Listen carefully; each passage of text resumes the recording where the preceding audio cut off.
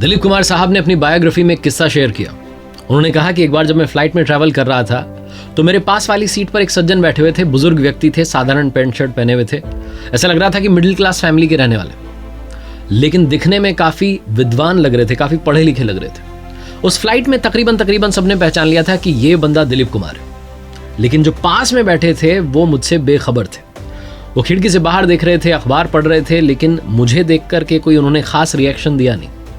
जब चाय आई तो चाय पीने लगे, मुझसे रहा नहीं गया, मैंने उनसे हेलो कर लिया। उन्होंने भी स्माइल की और हेलो किया। उसके बाद बातचीत आगे बढ़ी। तो मैंने जब बातचीत आगे बढ़ाई और फिल्मों की बात आई तो मैंने उनसे पूछा कि क्या आप फिल्में देखते हैं। उन्होंने कहा कि कभी कभार देख लेता हूँ, बहुत पहले एक फिल्म देखी थी। इस बात पर मैंने उनसे कहा कि मैं फिल्मों में काम करता हूँ। उन्होंने कहा कि आप क्या करते हैं, तो मैंने कहा कि मैं एक्टर हूँ। वो जो सज्जन थे उन्होंने कहा कि ये तो बहुत अच्छी बात है। ये बातचीत चलती रही। फ्लाइट लैंड हुई। जब हम बाहर निकलने वाले थे एयरपोर्ट से तो एक बार फिर से मैंने उनसे उन्हें ग्रीट किया, अभिवादन किया और उनसे कहा मेरा नाम दिलीप कुमार है। वो जो सज्जन थे उन्होंने मुझसे हाथ मिलाया और कहा मेरा नाम JRD टाटा है। जिस एयर इंडिया की फ्लाइट में मैं ट्रैवल कर रहा था उसके कर्ता धर्ता मेरे पास में बैठे हुए थे। उस दिन मुझे समझ में आया कि दुनिया में आप चाहे जितने बड़े बन जाएं, हमेशा विनम्र बने रहिए, क्योंकि आपसे भी बड़ा इस दुनिया में मौजूद है। इतने महान थे JRD टाटा। आइए आज उन्हीं की बात करते हैं। नमस्ते दोस्तों, मेरा नाम है RJ कार्तिक। आप देखना शुरू कर चुके हैं लर्निंग सीरीज सीखोगे नहीं तो जीतोगे कैसे। आज हम बात करेंगे JRD टाटा यानी कि जहांगीर रतन जी दादा भाई टाटा की, जो 29 जुलाई 1904 को फ्रांस के पेरिस में पैदा हुए, जिनके फादर का नाम रतन दादा भाई टाटा था और माँ उनकी फ्रांस की रहने वाली थी सुजेन ब्रीडे। उनकी माँ क्योंकि फ्रांस की रहने वाली थी इसलिए उनकी पहली लैंग्वेज फ्रेंच बन गई। JRD टाटा ने मुंबई से पढ़ाई की, उसके बाद में कैम्ब्रिज यूनिवर्सिटी से इंजीनियरिंग की। वो कई डेकेड्स तक टाटा ग्रुप के चेयरमैन बने रहे। स्टील की बात करें, इंजीनियरिंग की बात करें, होटल की बात करें, एयरलाइंस की बात करें, उन्होंने टाटा ग्रुप के अलग अलग बिजनेस को इंडिया में डेवलप किया। 1932 में उन्होंने टाटा एयरलाइंस की शुरुआत की थी। सिर्फ 34 साल की उम्र में 1938 में वो टाटा सन्स के चेयरमैन बने थे और 1991 तक बने रहे। उन्होंने अपने कार्यकाल के दौरान 14 अलग अलग टाटा की नई कंपनीज की शुरुआत की थी। उन्हें भारत का जो सर्वोच्च सम्मान पुरस्कार है, सर्वोच्च नागरिक सम्मान पुरस्कार है, भारत रत्न, उससे भी नवाजा गया। वो इंडिया के पहले पायलट थे। भारतीय वायुसेना ने उन्हें 1974 में एयर वाइस मार्शल पद से भी नवाजा। तो आइए बात करते हैं उन 5 बड़ी बातों की जो हम सीख सकते हैं JRD टाटा साहब की लाइफ से। सीखने वाली पहली बात JRD टाटा साहब से, कभी भी सेकंड बेस्ट से सेटिस्फाई मत होइए। हमेशा नंबर 1 का पीछा कीजिए, परफेक्शन के पीछे भागिए। JRD टाटा अपनी लाइफ में यही करते रहे। एयर इंडिया 40s और 50s के बीच में कहा जाता है कि अपनी पंक्चुअलिटी और हॉस्पिटैलिटी के लिए जानी जाती थी। टाटा एयरलाइंस जो कि बाद में एयर इंडिया बन चुकी थी, उसके मालिक थे JRD टाटा। मालिक होने के बावजूद, क्योंकि वो भारत के पहले पायलट थे, वो अपने प्लेन्स खुद उड़ाना पसंद करते थे। हर 15 दिन में एक फ्लाइट वो लेते थे और इससे वो मैसेज देना चाहते थे पूरी टीम को कि मैं खुद भी अपनी सर्विसेज दे रहा हूँ, तो आपको तन मन धन के साथ में लगना है और इस एयरलाइंस को बहुत ऊंचाई पर लेकर के जाना है। पंक्चुअलिटी के मामले में, एक्यूरेसी के मामले में JRD टाटा का कोई तोड़ नहीं था। एक छोटा सा किस्सा मुझे याद आता है। कैप्टन विश्वनाथ उनके को पायलट थे। एक बार जब वो फ्लाई कर रहे थे तो उन्होंने अपने को पायलट से पूछा कि इस वक्त ग्राउंड स्पीड क्या है, तो कैप्टन ने कहा कि 145 माइल्स पर आवर पर हम उड़ रहे हैं। JRD टाटा उनके जवाब से सेटिस्फाइड नहीं थे। उन्होंने अपनी कैलकुलेशन की और बताया कि 145.5 माइल्स पर आवर की स्पीड से हम उड़ रहे हैं। इतने एक्यूरेट थे JRD टाटा। दूसरी बड़ी बात जो सीखने को मिलती है JRD टाटा साहब से, सलाह मानिए और चेंज लाने से डरिए मत। इन्फोसिस की को फाउंडर और फाउंडर नारायण मूर्ति सर की जो वाइफ हैं सुधा मूर्ति मैम, उन्होंने अपनी बुक द लास्टिंग लेगेसी में एक घटना का जिक्र किया है। वो कहती हैं कि वो जमाना था जब महिलाओं को ज्यादा नौकरी नहीं दी जाती थी। इंजीनियरिंग की बात करें तो लड़कियों को इंजीनियरिंग नहीं करने दिया जाता था। उन्हें मैथ्स में कमजोर माना जाता था कि ये तो सिर्फ लड़के ही कर सकते हैं। सुधा मूर्ति मैम 600 स्टूडेंट्स के बैच में इकलौती लड़की थी और टॉपर थी। तब उनका नाम शादी से पहले सुधा कुलकर्णी था। तो टाटा मोटर्स में, जो कि टेल्को भी जिसको कहते हैं, उसमें इंजीनियर के लिए वैकेंसी निकली और जब वैकेंसी निकली तो उसमें साफ साफ पुरुषों के लिए ऐसा लिखा हुआ था।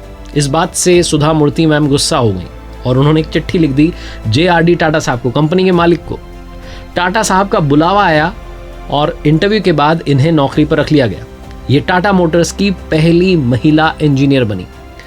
सुधा मूर्ति मैम जब ये किस्सा शेयर करती हैं तो बताती हैं कि JRD टाटा साहब जो हैं वो कितने खुले विचारों के थे, वो सलाह का स्वागत करते थे। एक और किस्सा उन्होंने शेयर किया कि जब वो बॉम्बे हाउस में थी, अपने हस्बैंड का वेट कर रही थी, नारायण मूर्ति सर का, और अकेली खड़ी हुई थी, तब बाई चांस वहाँ से JRD टाटा साहब भी निकल रहे थे। वो रुके, उन्होंने बात की और कहा कि क्यों आप अकेली खड़ी हुई। उन्होंने बताया कि मैं हस्बैंड का वेट कर रही हूँ। तो जब तक नारायण मूर्ति सर नहीं आ गए, JRD टाटा वहीं खड़े रहे, बात करते रहे, ताकि उन्हें अकेलापन महसूस ना हो, वो वहाँ डर महसूस ना करें। JRD टाटा साहब ने इनफैक्ट जब सुधा मूर्ति जी ने नौकरी छोड़ी थी तब भी एक अच्छे से रिएक्शन देते हुए उन्होंने कहा था कि आपके फ्यूचर के लिए शुभकामनाएं, आप जाइए, आप अच्छे से काम कीजिए। आज भी सुधा मूर्ति मैम के कैबिन में टाटा साहब की तस्वीर रखी हुई है। ये बताता है कि कितने इंस्पिरेशनल बॉस थे, कितने इंस्पिरेशनल लीडर थे JRD टाटा साहब। सीखने वाली तीसरी बात, जितनी बड़ी रिस्क होगी सक्सेस भी उतनी ही मिलेगी। JRD टाटा ने उस समय में अलग अलग कंपनीज शुरू की जिस समय में उन सेक्टर्स में जाने से कंपनीज बच रही थी। लोगों को लग रहा था कि इसमें जाएंगे तो घाटा हो जाएगा, लेकिन उन्होंने उतनी ही बड़ी रिस्क ली। मैंने बताया आपको कि 14 अलग अलग कंपनीज उन्होंने शुरू की थी अपने टेन्योर में। 1939 में जो टाटा ग्रुप मात्र 62 करोड़ का था, वो 1990 आते आते 10,000 करोड़ का बन चुका था। ये विजन था JRD टाटा का। वो कहते थे कि रिस्क जितनी बड़ी लोगे उतनी ही लाइफ में सक्सेस बड़ी पाओगे। चौथी सबसे बड़ी बात जो JRD टाटा सिखाते हैं, अपनी टीम को साथ लेके चलिए, सोसाइटी का, अच्छी सोसाइटी का निर्माण कीजिए। ये जो आजकल सुनने को मिलता है कि CSR एक्टिविटीज कंपनीज करती हैं, कॉर्पोरेट सोशल रिस्पॉन्सिबिलिटी निभाती हैं, जो आजकल एक नया डिपार्टमेंट आ गया है, ह्यूमन रिसोर्स। ये HR जो टर्म है कॉइन हुई थी, ये CSR टर्म कॉइन हुई थी, उससे पहले ही JRD टाटा अपनी कंपनी में इन सारी बातों को शामिल कर चुके थे। एम्प्लॉयज़ के बेनिफिट को हमेशा आगे रखने के मामले में उनका नाम आता है। चाहे पेड लीव्स की बात हो, हेल्थ केयर की बात हो, इंश्योरेंस की बात हो, अलाउंस की बात हो, JRD टाटा हमेशा अपने एम्प्लॉयज़ के बारे में सोचा करते थे। जो डायनेस्टी बेस्ड सिलेक्शन प्रोसेस होता है उसको उन्होंने मेरिट बेस्ड सिलेक्शन प्रोसेस में तब्दील कर दिया था। JRD टाटा साहब एम्प्लॉयज़ का इतना ख्याल रखते थे कि जब कभी वो कार से जा रहे होते थे ऑफिस और उन्हें कोई एम्प्लॉय दिख जाता था, उसे गाड़ी में बिठा लेते थे, कहते आ जाओ साथ में चलते हैं। तो इतना ख्याल रखते थे JRD टाटा अपने एम्प्लॉयज़ का। अगर आपको एक अच्छी कंपनी बिल्ड करनी है, अगर आपको एक अच्छा समाज बनाना है, तो सबको साथ में लेकर के चलना हो। और आखिरी पांचवी सबसे बड़ी बात जो JRD टाटा साहब से सीखने को मिलती है, आपकी जो स्ट्रेंथ है उससे ही अपनी स्ट्रैटेजीज तैयार कीजिए। आपकी ताकत से ही अपनी प्लानिंग जो है आगे की वो करना शुरू कीजिए। JRD टाटा साहब के पास जब एयर इंडिया थी तो एयर इंडिया के पास में सिर्फ और सिर्फ 2 प्लेन्स थे, 3 पायलट थे, 3 इंजीनियर थे। इतना कम स्टाफ था, इतने कम रिसोर्सेज थे। उन्हें मालूम था कि दुनिया की बड़ी बड़ी एयरलाइन से हम compete नहीं कर सकते, लेकिन हम बेस्ट क्या कर सकते हैं, हम पंक्चुअल रह सकते हैं, एक्यूरेट रह सकते हैं, और हम हॉस्पिटैलिटी के मामले में सर्वश्रेष्ठ बन सकते हैं। तो इन्हीं सारी बातों पर JRD टाटा ने फोकस किया। एयर इंडिया की फ्लाइट जो थी वो स्विट्जरलैंड के जिनेवा में 11 बजे लैंड करती थी। एक किस्सा बड़ा फेमस है कि वहाँ एक ऑफिशियल ने दूसरे से पूछा कि भैया टाइम क्या हुआ है, तो उसने बिना घड़ी देखे कहा कि 11 बजे। तो उसने कहा तुमने घड़ी भी नहीं देखी? तो उसने कहा दिख रहा है सामने एयर इंडिया का प्लेन आ चुका है, इसका मतलब 11 बज चुकी है। इतने जो है एक्यूरेट थे JRD टाटा अपनी एयरलाइंस को लेकर के, इतनी टाइम पर उनकी फ्लाइट्स पहुंचा करती थी, और इन्हीं सब चीज़ों को लेकर के वो लाइफ में आगे बढ़ते रहे। JRD टाटा साहब को न सिर्फ भारत के सर्वोच्च नागरिक सम्मान पुरस्कार भारत रत्न से सम्मानित किया गया, बल्कि फ्रांस के भी सर्वोच्च नागरिक सम्मान पुरस्कार लेजेंड ऑफ ऑनर से सम्मानित किया गया। जब भारत रत्न की घोषणा हुई, रतन टाटा साहब ने बताया कि आपको भारत रत्न दिया जा रहा है। तो JRD टाटा साहब ने रतन टाटा से कहा कि रतन, मैंने ऐसा क्या कर दिया? जरूर मैंने कुछ अच्छे काम किए होंगे, लेकिन वो तो भारत का कोई भी नागरिक होता तो उसे भारत के लिए अच्छे ही काम करने थे।